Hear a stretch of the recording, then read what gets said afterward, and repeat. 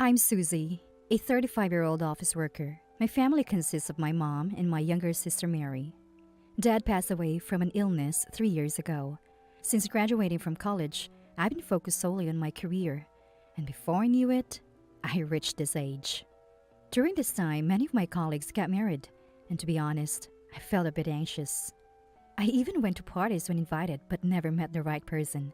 I thought, who would want to be with someone as uninteresting as me? In fact, at one of these parties, a man said something along those lines to me, so I decided there was no need to force myself to find a partner. But Mom didn't understand this mindset. "Susie, when are you going to get married? You're well past 30 now. Don't just focus on work. Think about your own happiness, too." "I know, Mom, but I'm busy with work, and I don't have time for this. Please, don't call me about this anymore." Mom worried about me not getting married even after turning 30. Started calling more often.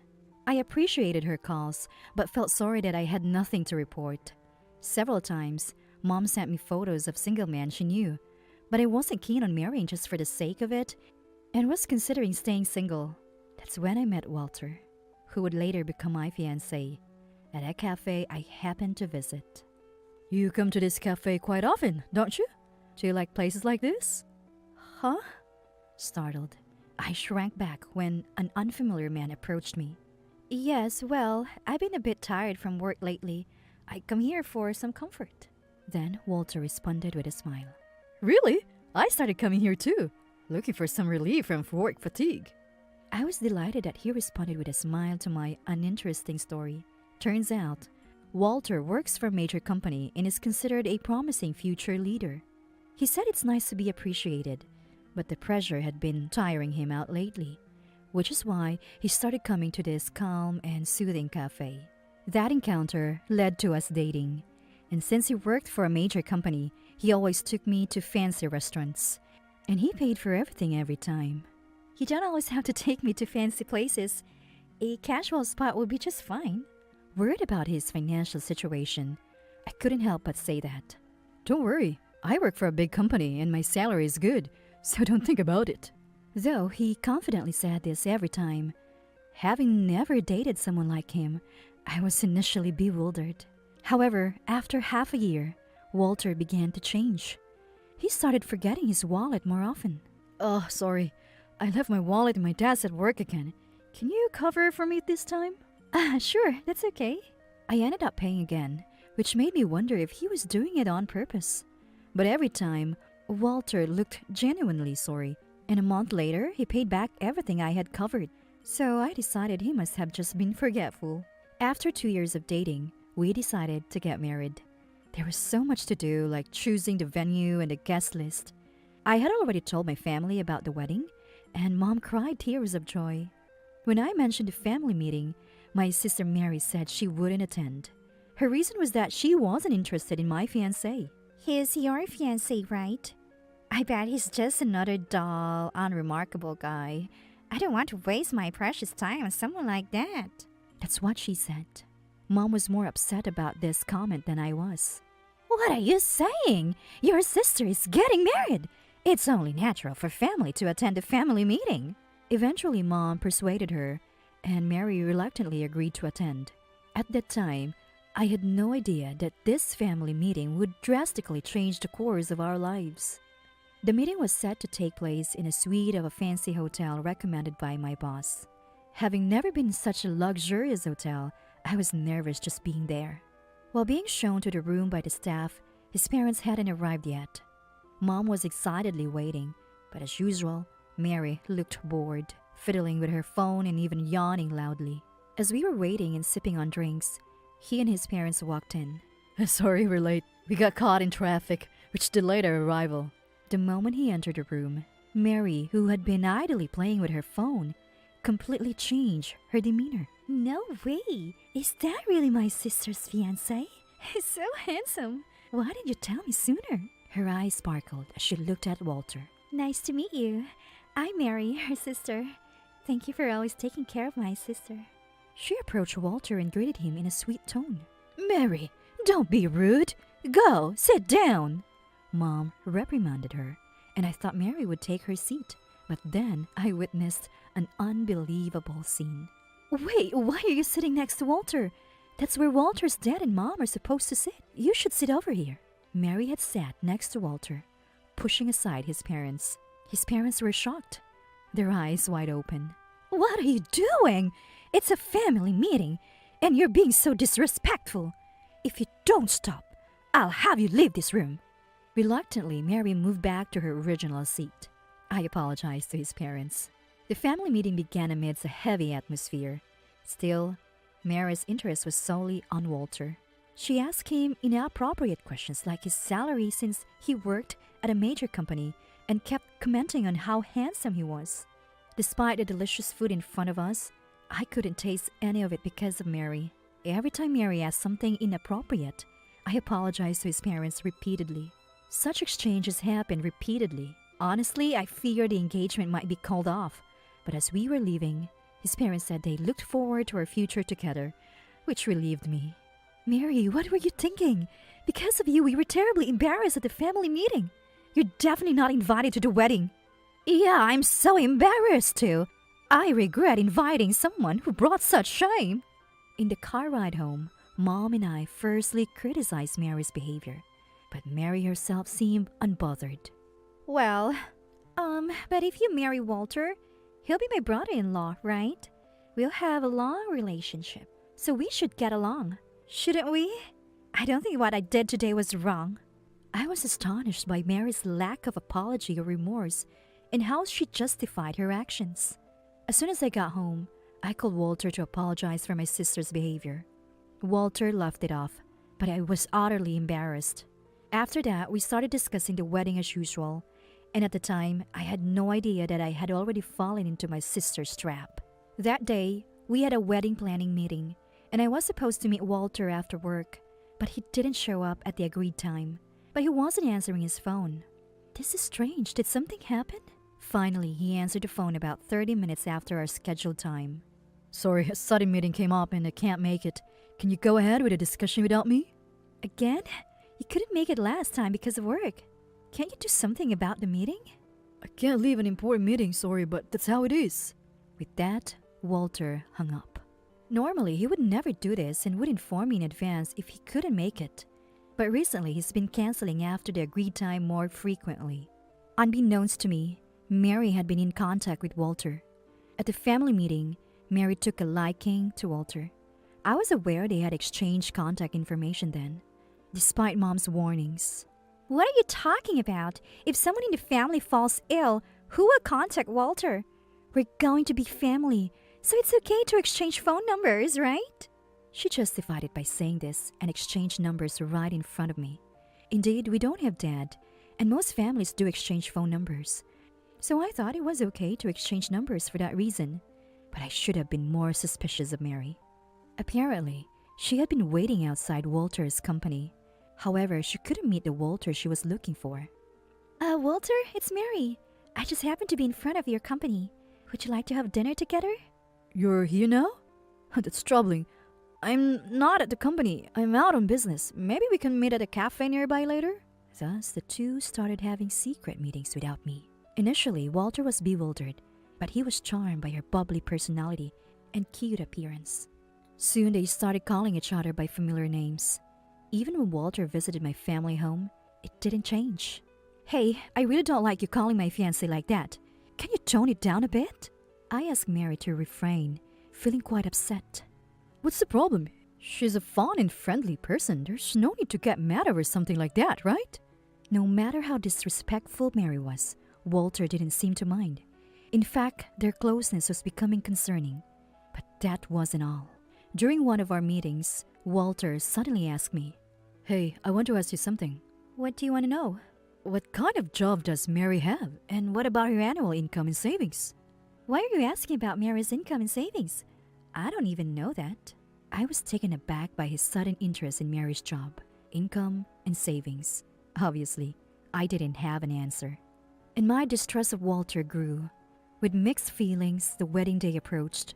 And then, on what was supposed to be a joyous day, my wedding day, I experienced an unimaginable betrayal. It happened on the eve of the wedding. As I was about to sleep, preparing for the next day, Mary called me. Her words left me in disbelief. I have something to tell you. I'm getting married to Walter tomorrow. What? That doesn't make any sense. Explain yourself. I raised my voice in response to her absurd statement. That's right. Walter and I are getting married. He realized I'm cuter and I'm a better woman than you, so he decided to switch to me. It turned out they had been developing a relationship behind my back. Their close distance and familiar manner with each other now made sense. They were secretive when using their phones around me, hiding screens and getting angry when I asked, claiming they were just business messages. I had found it strange that he would smile mischievously while supposedly handling work messages. Now, it all made sense. The discomfort I had felt finally aligned. But what Mary was doing was inexcusable. It was stealing. Unaware or uncaring of my shock, Mary continued. By the way, you were planning your wedding at the Fiancé hotel tomorrow, right? It would be a waste to cancel the reservation and pay the cancellation fee, so I'll use it instead of you. Excuse me? Not content with just stealing my fiancé, she planned to have her wedding at the hotel we had reserved. It was a famous hotel where many celebrities had their weddings, a hotel I had secretly longed for. The thought of marrying Walter there had filled me with happiness and excitement. To have not only my fiancé, but also my dream taken away by my sister plunged me into utter despair. I called Walter for confirmation, and to my dismay, he was currently with Mary. I prefer someone bright and charming like Mary over a quiet person like you. Walter, laughing, said he preferred someone bright and charming like Mary over a quiet person like me. It was then I realized Walter's true nature. I never thought the man I believed was kind could be so rotten at the core. So I cut ties with both Mary and Walter. Crying, I told Mom about the broken engagement. Mom was furious and tried to call Mary, but she had already turned off her phone. Mom, I'm sorry. I thought I could finally make you happy. I never expected this to happen. Unable to contain my emotions in front of Mom, I broke down in tears. Mom simply held me in her arms without a word, which only made me cry harder. Of course, I had to explain to relatives that the wedding was off and why. Everyone condemned Mary's actions. My niece stealing someone else's fiancé? What kind of nerve does she have? I need to give her a piece of my mind, said my aunt, who had always doted on me. But their disapproval didn't change the fact that my sister had stolen my fiancé. I felt so ashamed as I explained the situation to friends and colleagues, often breaking down in tears. I couldn't help but imagine Mary and Walter happily preparing for their wedding at the hotel I had longed for. Mary, being who she is, must have bragged to all her friends about her wedding the next day. The thought made me feel unbearable regret. On the actual day of the wedding, I imagined them surrounded by friends, celebrating happily. But then on the day of the wedding, an unexpected punishment befell my sister. What's going on, big sister? Mary called during the time the ceremony was supposed to be happening. Why are you calling me? Don't ever contact me again, I said, about to hang up. But then Mary revealed something shocking. When I got to the venue, not a single guest was there, and I can't reach Walter at all. What's happening? No guests had shown up at the venue. Isn't that your fault? You probably bragged to your friends and told them to definitely come, right? Yes, I did brag to them all yesterday, saying they must come, but not a single person showed up. Bragging like that? Maybe that's why no one came. And who invites guests the day before the wedding? Normally you send invitations and get confirmations. And more importantly, Walter. I thought he worked for a major company, but it turns out he's a fraudster. Excuse me? I was shocked when I heard this. Walter had always claimed to be an employee of a major company with a promising future. And now, a fraudster? He had taken the money Mary gave for the wedding expenses and disappeared. I learned that he had done the same to several other women. He had been borrowing money from many women under various false pretenses, like needing funds for a new business or his mother's care. Each victim was swindled out of around $20,000, and they filed police reports against him. The truth about him being a fraudster was revealed on the wedding day when several of his victims unexpectedly showed up at the venue. They demanded compensation for their mental anguish and repayment of their lost money. That's when Mary found out Walter was a fraudster. I remember him asking me for money too. He said he might be going overseas for work and needed money for furniture, but I didn't lend him any because I didn't have much savings at the time. When he approached me, he talked about going independent and moving abroad. He asked for $20,000 for initial expenses. So the other victims were told similar stories and lent him money. He always used sweet words, promising a life free of financial worries after marriage to gain their trust and borrow money. The money he had been using on me was probably extracted from these women. He must have been sweet-talking women like that, getting them to support him financially. Hearing this, I was relieved that I didn't lend him any money when he asked. The police came to the wedding venue and he was arrested for fraud. What about my wedding? Mary complained, upset that her wedding was ruined. What can I say? You stole the man I was going to marry, and it turns out he was a fraudster. I'm actually relieved I didn't marry him. Thanks for taking him off my hands. Just yesterday, I was devastated by Mary stealing my fiancé. But today, I feel grateful she did. Mom, who had been listening, was initially shocked but now seemed amused. Mom, in a voice that was just audible enough for Mary to hear. That's what you get for stealing someone's fiancé. That's what she said. Wait, what about the payment for the wedding venue? I was deceived, so I shouldn't have to pay, right? Mary asked. Excuse me? The wedding expenses are your responsibility, regardless of being deceived. I'm no longer involved. I had already informed the planner that Walter and Mary would be having the wedding, so the payment inevitably falls on them. You get a bill from the venue later. Even if you cancel on the day, you'll have to pay the full amount, so take care of it. The cost of the wedding was about $50,000, a significant amount. I knew Mary couldn't pay it, but Mom firmly said she wouldn't help her this time, especially considering the trouble Mary had caused. Since Walter was in custody, he obviously couldn't pay, so the bill would go to Mary. Wait, I'm not good at saving money. I can't pay $50,000. Can you cover it for me, big sister? What are you talking about? Neither Mom nor I will help you. Just accept it and pay the $50,000. It's impossible. I can't do it. Please, help me. I promise I won't do anything like this again. Despite Mary's repeated pleas and cries over the phone, I felt no sympathy. Mary then went to see Walter in jail to ask him to pay for the wedding. But being incarcerated for fraud, he couldn't pay. So Mary ended up having to pay the full $50,000. Without any money left, she came to our house. Mom, help me. I've been evicted from my apartment. I have no savings. Let me stay here for a while.